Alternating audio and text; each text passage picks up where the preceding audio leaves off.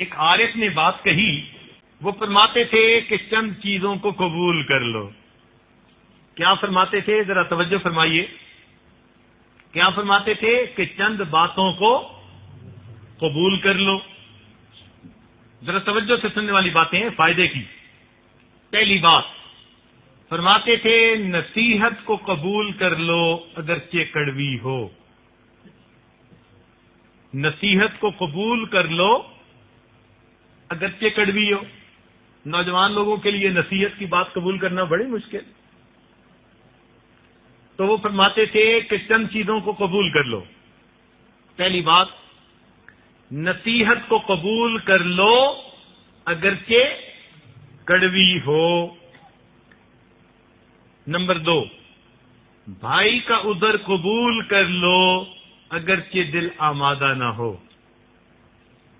بھائی کا عذر، کوئی بھی بھائی ہے، مسلمان بھائی غلطی کر بیٹھا، معذرت کے لیے آ گیا، تو فرماتے ہیں کہ بھائی کا عذر قبول کر لو اگرچہ دل نہ مانتا ہو، قبول کر لو۔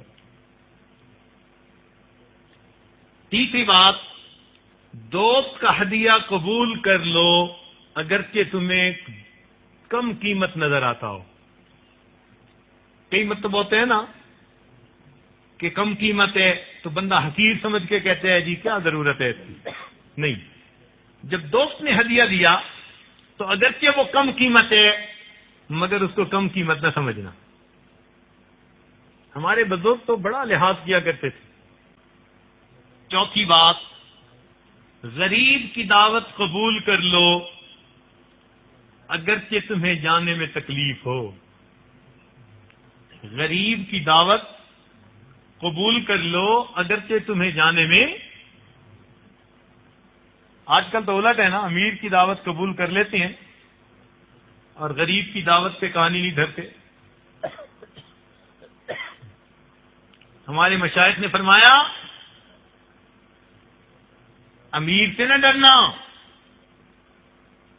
غریب کی آہ سے ڈرنا۔ امیر سے نہ ڈرنا، غریب کی آہ سے ڈرنا، اس لیے کہ امیر ناراض ہوا تو وہ حاکم کا دروازہ کھٹکھٹائے گا اور غریب کا دل ٹوٹا وہ پروردگار کا دروازہ کھٹکھٹائے گا۔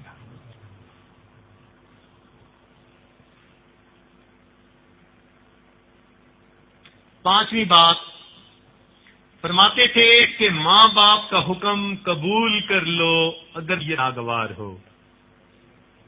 قبول کر لو والی باتوں میں پانچویں بات کہ ماں باپ کا حکم قبول کر لو اگرچہ طبیعت سے ناگوار ہو۔ چھٹی بات، فرماتے تھے کہ اپنی غلطی کو مان لو اگرچہ ذلت برداشت کرنی پڑ جائے۔ اپنی غلطی کو قبول کر لو اگرچہ وقتی طور پر ذلت ہی کیوں نہ اٹھانی پڑے۔ اور ساتویں بات فرماتے تھے کہ نیک بیوی کو قبول کر لو اگرچہ شکل میں بہت خوبصورت نہ ہو۔ نیک تو ہے نا، نیک بیوی کو قبول کر لو اگرچہ شکل میں بہت خوبصورت نہ ہو، اس لیے کہ اگر اس کے پاس حسن نہیں تو حسن خلق تو موجود ہے نا۔ یہ حسن خلق قیمتی ہوتا ہے بنسبت ظاہری حسن کے۔ ظاہری حسن ڈھلنے والا ہے، وقت کے ساتھ ڈھل جاتا ہے، اور حسن خلق وقت کے ساتھ بڑھ جاتا ہے۔ صورت کا حسن عارضی ہوتا ہے اور سیرت کا حسن دائمی ہوتا ہے۔ ساتویں بات فرمائی کہ نیک بیوی کو قبول کر لو اگرچہ وہ شکل میں حور پری نہ ہو۔ اور آٹھویں بات یہ فرماتے تھے کہ اللہ تعالی نے نعمت کو جو تقسیم کیا اس کو قبول کر لو اگرچہ دل تمہارا خوش نہ ہو۔ اللہ نے تقسیم کی ہے بھائی نعمت، جس کو چاہا دے دیا۔ اب دو بھائیوں کی بیوی ہے، ایک کو اللہ نے بیٹے دے دیے، دوسری کو نہیں دیے۔ اب جس کو نہیں دیے حسد کی کیا ضرورت؟ اللہ کی دین ہے، یہ تو مالک کی دین ہے، جس کو چاہے اپنی نعمت دے دے۔ ایک کو صاحب اولاد بنا دیا، ایک کو نہیں بنایا، تو حسد کی کیا ضرورت بھائی؟ ایک کا کاروبار چمکا دیا، دوسرے کا نہیں چمکا، حسد کی کیا ضرورت بھائی؟ تو آٹھویں بات فرماتے تھے کہ اللہ رب العزت نے جو نعمت کو تقسیم کیا اس کو قبول کر لو اگرچہ تمہارا دل خوش نہ ہو۔ تو اللہ تعالیٰ کی تقسیم کو ہم قبول کریں گے نا؟ کیوں جی؟ اگر ہم اللہ تعالیٰ کی نعمت کو تقسیم کو قبول کرنے کے لیے دل سے آمادہ ہیں تو آج جس کے بارے میں بھی دل میں حسد ہے اس کو آپ ادھر اپنے دل سے نکال کے جائیے، سمجھے؟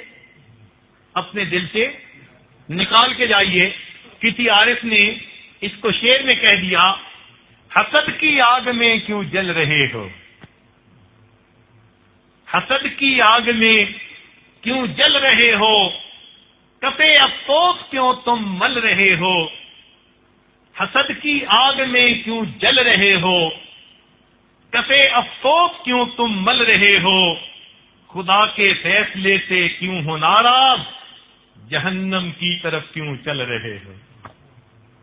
اللہ تعالیٰ نے جہنم سے محفوظ فرمائے اور حسد جیسی مودی مرض سے نجات عطا فرما دے۔